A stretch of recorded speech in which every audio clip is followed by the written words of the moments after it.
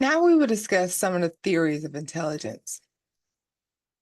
These modern theories have helped us to understand intelligence better as they challenge the traditional view of intelligence as a single ability, and some of the more modern ones emphasize the role of environment along with genetics. And they suggest that intelligence is not a fixed trait, but it can be developed and improved over time, which basically argues that everyone has the potential to become more intelligent. So one theory of intelligence, one of the older ones, is Spearman's two-factor theory, and this was developed in 1904. In this theory, general intelligence, also known as general ability, is represented by the G factor. And this general ability is measurable and believed to underlie skill in handling all types of quote-unquote intellectual tasks. Based on this type of understanding, mental abilities are like physical abilities. To assess intelligence, Spearman observed that school grades in different subjects, such as English and mathematics, were almost always positively correlated, which means they moved in the same direction. But this correlation wasn't perfect. So he concluded that intellectual performance is determined partly by a G factor and partly by whatever special abilities might be required to perform a particular task. And that other factor is specific, coded as an S factor, and it's particular to a cognitive task. So it's thought to be responsible for our ability to do well in specific areas like math, reading, music, and so on. You could study that more in a cognitive psychology class. Now, instead of a single factor, in 1963, Cato proposed that there are two distinct components of general intelligence. The first being crystallized intelligence, which refers to the ability to utilize acquired knowledge and skills to solve problems and accomplish tasks. This type of intelligence encompasses accumulated knowledge and verbal skills and tends to increase with age. We rely on crystallized intelligence to do things like recall dates and events, or to follow a recipe using our knowledge of cooking techniques and tools. Fluid intelligence, on the other hand, represents one's capacity to reason, problem solve, and make sense of abstract information. And of course, to learn new information independently of prior knowledge or experience. It involves the ability to reason swiftly and abstractly, and it typically decreases with age. Fluid intelligence might look like figuring out how to solve a new type of puzzle or a brain teaser that you've never encountered before, or even navigating a city that you've never visited before based on being able to have navigated other cities or places.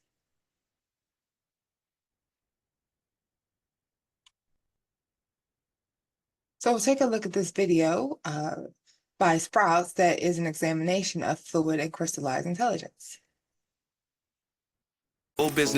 There are arguably two types of intelligence. Fluid intelligence is your ability to reason quickly and independently of your past experiences. It relies on the ability to hold attention and benefits from a strong working memory. While it can be trained, fluid intelligence is mainly determined by your genes. Crystallized intelligence is your ability to apply knowledge from prior learning that was stored in your long-term memory. It increases with experience and is hence mostly formed by the environment. To solve complex problems, both types of intelligence need to work together.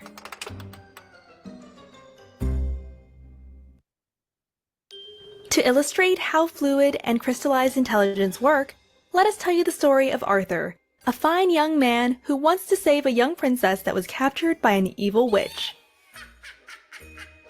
The witch promised to release the princess only if Arthur brings her a precious jewel from a secret tomb. Arthur agrees, begins his quest, and comes across a deep, dark forest that he must cross. He navigates through the wilderness with a compass and a map, using the intelligence he crystallized when he spent lots of time studying maps as a boy. At the end of the forest, Arthur discovers the entrance to the tomb and sees the prized jewel already sparkling in the distance. As he enters the tomb, he steps on a pressure plate. His crystallized intelligence tells him that this is a mechanical trap, something he learned about earlier in life. He stands still and thinks of a solution. Since he has never been in this situation before, he cannot draw on past experience. Thankfully, his fluid intelligence takes over and allows him to make a new plan on the fly. Drop the bag! It puts pressure on the plate and you can grab the jewel. Crystallized intelligence takes note for future reference. Arthur then gave the jewel to the witch, freed the princess, and brought her safely back home. Suppose Arthur was an average child and we were able to plot the development of his intelligence over 90 years. His fluid intelligence would increase sharply until his early 20s and then peak and decline. His crystallized intelligence would peak later and slowly decline at a higher age. The psychologist Raymond Cattell coined the terms fluid and crystallized intelligence in 1963. What are your thoughts? Can you think of a time when you used your fluid and when you used your crystallized intelligence? Share your thoughts in the comments below.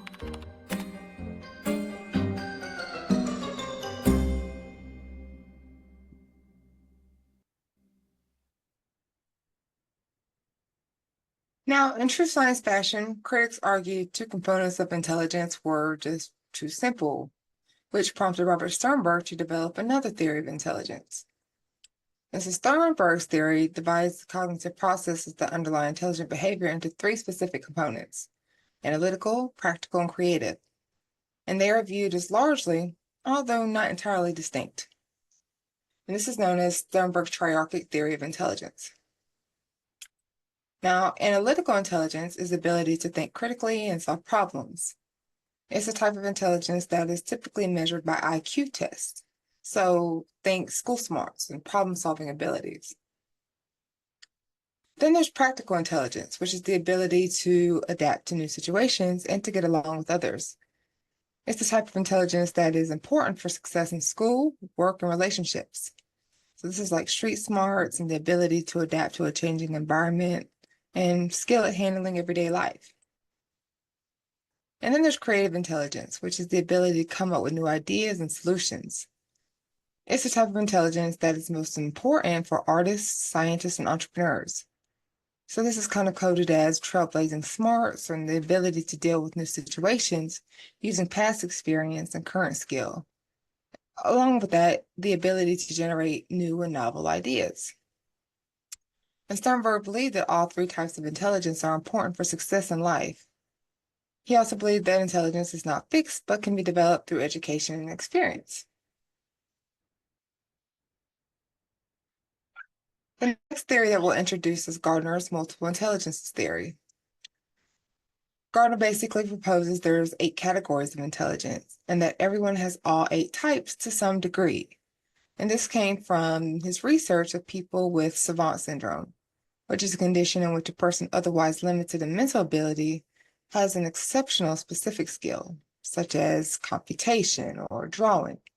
So we'll take a look at this practical psychology here that highlights the 8 intelligences of Gardner's theory. So, when you think of intelligence, you normally think of the one intelligence that most people refer to, and that is intellectual intelligence. And Howard Gardner says there are actually multiple types of intelligence, and I'm going to go through them with this video. Now the first is called logical mathematical intelligence, and this is basically what you think of when you think of intellectual intelligence. This would be stuff like logic, or if you're good at taking tests, you'll probably have pretty high logical mathematical intelligence. This also has to do a lot with critical thinking and making and reading graphs, as well as organization. If you like to organize your stuff and keep it very organized and are good at organizing it, then you probably have very high logical mathematical intelligence. Now the second one is called verbal linguistic, and if you have high verbal linguistic intelligence, you are probably good at saying that word. You are good at poems, you are good at rhyming words, finding words that rhyme, you are good at reading and writing, And you're good at learning other languages. You learn them pretty quickly compared to other people. And you're probably great at turning a little tiny story into a huge, fascinating story that can enthrall an entire room. The third is interpersonal. And interpersonal intelligence would be like understanding other people's emotions, understanding what the social etiquette and norms are of the situation. You have to be able to be good at reception to other people's moods and what motivates them. If you are a business administrator and you're good at motivating someone, you probably have pretty high interpersonal intelligence. If you're a good leader or just a manager in general, and you can coordinate work with other people, you are probably really intelligent in this interpersonal field. The fourth is body kinesthetic, which means you are good at handling and maneuvering your own body. You can handle objects skillfully and basically move them around however you want them to, as well as your body. People that are very intelligent in the body kinesthetic field are dancers, actors, soldiers, and even many sports athletes. The fifth is musical intelligence, and this is associated with rhythmic and harmonic music. Being able to interpret sounds, rhythms and tones and pitches, and being able to understand them on a level that most people can't understand. If you're good at this, you could probably compose or at least play an instrument. The next is visual spatial, and this is like basically how well can you visualize something in your mind's eye? How well can you think of something in your mind? And another example of this would be, how well can you get through a maze? Can you see it in your mind's eye where you're at in the maze or a cornfield? And Gardner went so far as to say that this could even be used as to judging distances, or how well can you read a map? And the next type of intelligence is called intrapersonal intelligence, and this is different from interpersonal intelligence. Intrapersonal intelligence is more about how you understand yourself. Are you self-aware? Do you know what feelings you are feeling, what emotions go through your mind when you are in certain situations? How well can you control your thoughts and actions and feelings in general? Do you know your strengths and weaknesses? And the last, which came out a couple years after Howard Gardner came out with his multiple intelligences theory, is called natural intelligence, naturalistic intelligence. And this has to do with being able to recognize stuff in the real world. Basically, flowers and trees and anything that's living. Hunters and fishermen are pretty intelligent in the naturalistic field. So are chefs and botanists that can grow plants.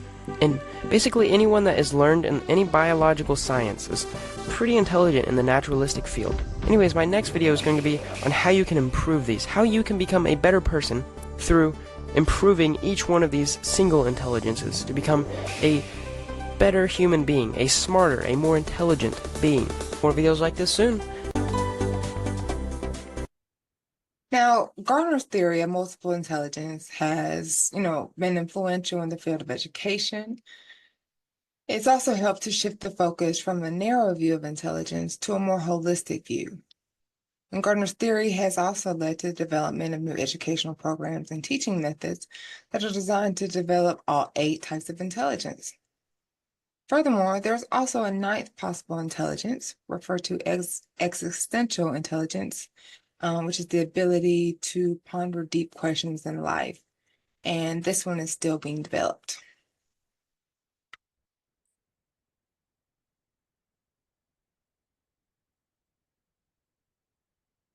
Then there's the Cato-Horn-Carroll CHC theory of intelligence. And this is a comprehensive theory of intelligence that was developed by Raymond Cato, John Horn, and John Carroll. So the CHC theory builds on what we've understood about crystallized and fluid intelligence and proposes that intelligence is a complex construct that's made up of several abilities. And these abilities are organized into a hierarchical structure, with some abilities being more general than others. And though it's hierarchical, the image here organizes the abilities into categories without explicitly showing the hierarchy. Nonetheless, just imagine at the lowest level, we would have narrow abilities, and these are specific cognitive skills that underlie our performance on various tasks. Examples of these could include things like spelling ability, reaction time, memory span. Above the narrow abilities, we have a broader cognitive ability, and these encompass multiple narrow specific abilities.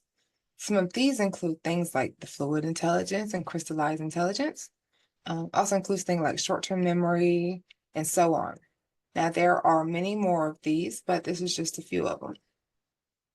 And then at the top, at the third level, is at the top there is the general intelligence, or the G as we called it.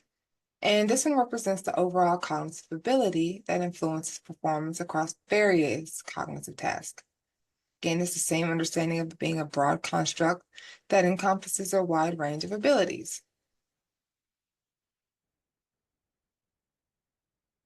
And when we think about intelligence, we often focus on individual abilities and achievements. However, it's important to recognize that intelligence can have different meanings and values across cultures. Essentially, cultural context plays a significant role in shaping our understanding of intelligence. Culture and evolutionary adaptation have a direct influence on perceptions of intelligence. In some cultures, certain skills or expertise may be highly valued. On others, different qualities might be considered more important. For example, in a fishing community, the ability to catch fish and repair boats might be seen as a sign of intelligence. Beyond specific skills, cultural values also influence our perception of intelligence. For instance, in some cultures, collectivism and cooperation are highly valued, while in others, individualism and personal achievement may be more emphasized. For example, in Western cultures, like in the United States, intelligence is often defined in terms of academic ability, such as the ability to solve problems and reason logically. And this type of intelligence is typically measured using IQ tests. However, in other countries, intelligence may be defined more broadly to include things like social skills, emotional intelligence, and practical skills. Similarly, in some Native American cultures, intelligence can be seen as the ability to live in harmony with nature and to contribute to the well-being of the community. And naturally, based on the community and the environment and the culture, it could vary. So understanding and respecting these cultural values is a form of intelligence in itself. It allows us to connect with people from different backgrounds, build relationships, and navigate diverse environments effectively. This ability is often referred to as cultural intelligence or cultural competence. Accordingly, another way in which different cultures differentiate intelligence is the way that they assess it. So as we said, in Western cultures, intelligence is typically assessed using standardized testing. However, in other cultures, it may be assessed more formally through observation or through stories and anecdotes. For example, in some African cultures, intelligence is assessed by observing children's interactions with their peers and with their elders.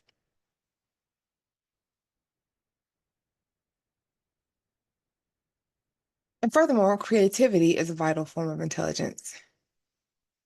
It's defined as the ability to generate, create, or discover new ideas, solutions, and possibilities, and it can be found in various aspects of life. So creativity involves both types of thinking, which we argue as divergent and convergent thinking. So divergent thinking involves basically thinking outside the box and being able to arrive at unique, multiple solutions to a problem. On the other hand, convergent thinking involves providing a correct or a well-established answer to a problem. And by cultivating divergent thinking and exploring new ideas, we're essentially able to enhance our creativity. So some of the characteristics of creative individuals include different things like profound expertise, which is possessing an extensive and profound understanding of a particular subject. There's also the persistent dedication, which is like engaging in the exploration and resolution of a problem or concept over an extended period of time, sometimes spanning years. They also consider innovative approaches, right? So embracing fresh and unconventional perspectives when tackling challenges. They also might possess a collaborative spirit where they actively seek input and guidance from other seasoned professionals in their various fields.